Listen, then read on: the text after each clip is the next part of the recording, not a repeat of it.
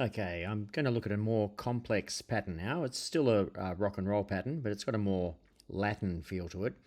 And you'll often hear it called the Bo Diddley beat.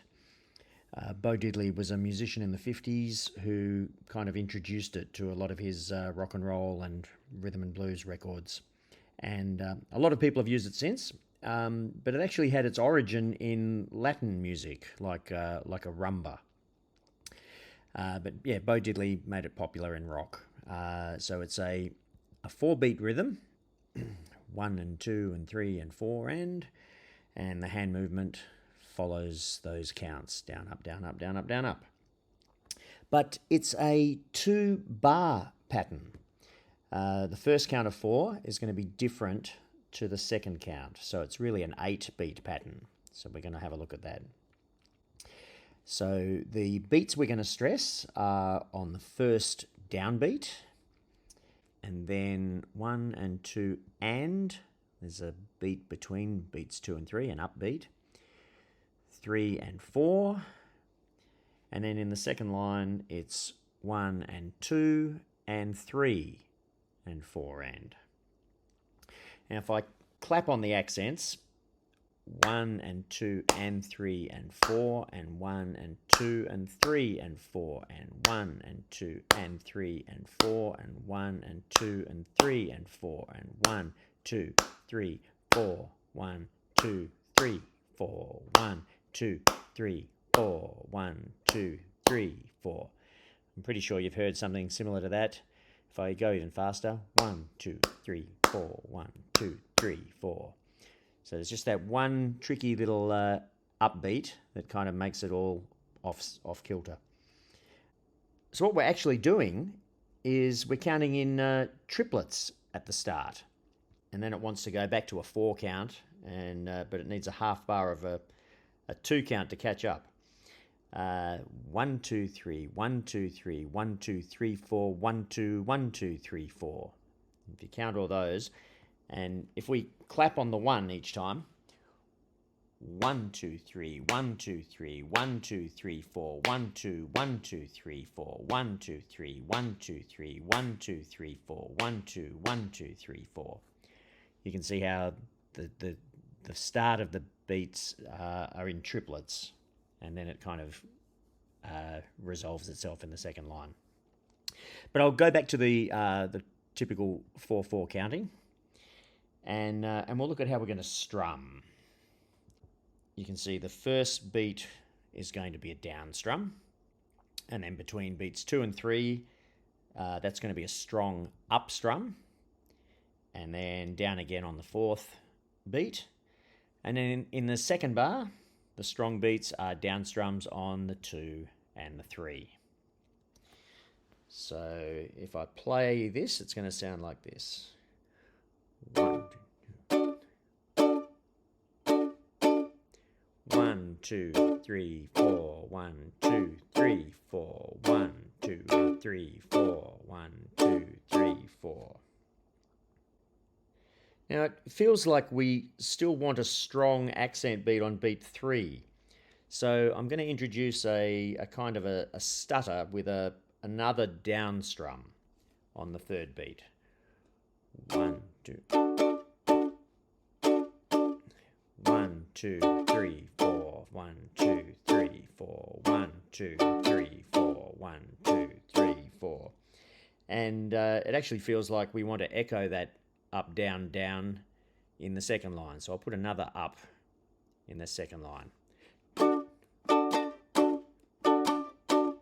1 2 3 4 1 2 3 4. And you hear all my strums are pretty staccato. They're very short and punchy, and they don't ring out. That's because I'm using my left hand, the hand that's playing the chords, to mute the strings just after I strum them, which I'll show you in just a bit. So now that we've got all these punchy accents, I want to back it all up with a bit of percussion. So we're going to do a muted strum on every other beat, all the up and down beats in between. And that's going to sound like this.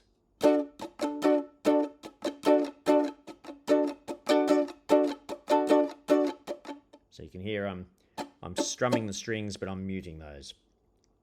And when you put it in a chord progression, you'll hear sometimes the chords will change between the first bar and the second bar, like a typical kind of blues progression.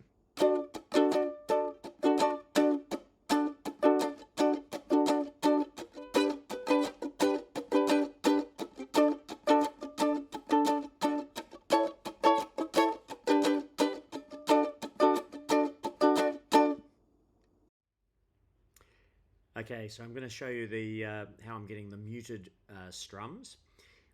I've been playing bar chords, so there's a D bar chord I'm playing.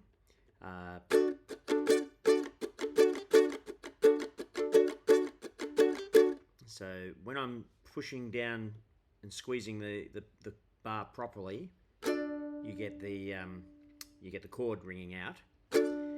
But I'm muting it straight away with my left hand by just releasing the pressure. I'm still touching the strings. So it's rather than a long note, it's a short note because I'm immediately releasing the pressure. And with that pressure released, it deadens the strings, and that's how I'm getting the chuck strum. I'm not doing anything with my right hand for that chuck. I'm just brushing the strings, and all of the accents and mutes are done with my left hand. I change chords. That's a G bar chord. And then I slide up to an A.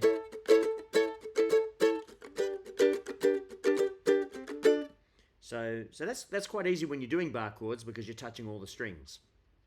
But if I was doing an open C, for instance, I'm going to have to do something else to be able to mute the strings. So I'm going to be using an unused finger, holding my C chord, but I'm using my index finger in this case to rest on the strings to get the chuck.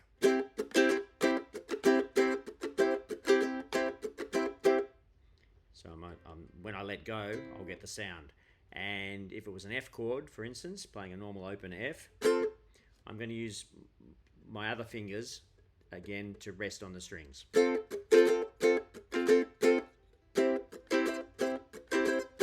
G, using my spare fingers as the mutes.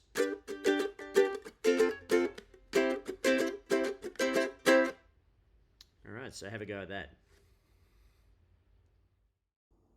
And I'll just list a few examples of some songs where you'll hear this rhythm. Bo Diddley used it in lots of songs. Mona was one of them. It's been covered by lots of people. Buddy Holly's Not Fade Away. Willie and the Hand Jive by Johnny Otis, and Eric Clapton did a cover of that. Elvis Presley song, Marie's the Name, of his latest Flame.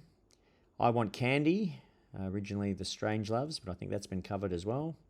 Panic in Detroit, David Bowie. New York Groove by Hello, Ace Frehley did a famous cover. Don't Play Your Rock and Roll to Me by Smokey. American Girl, Tom Petty and the Heartbreakers. It just sort of uses a version of this beat. Faith by George Michael. It's got a really strong Bo Diddley beat to it. Desire by U2. It's got quite a fast one. And moving on up, Primal Scream. There's lots and lots of other examples, but you can see all through 50s, 60s, 70s, right up to modern music using this Bo Diddley beat. So that's the breakdown. It's actually been more complicated to explain than it actually is to play. It's quite a fun, bouncy rhythm we're all pretty familiar with, and you'll probably just get it by feel. But it helps a bit to know that it's based on that triplet rhythm that shifts it off the beat, and then it comes back on the beat again. All right, have fun trying to play.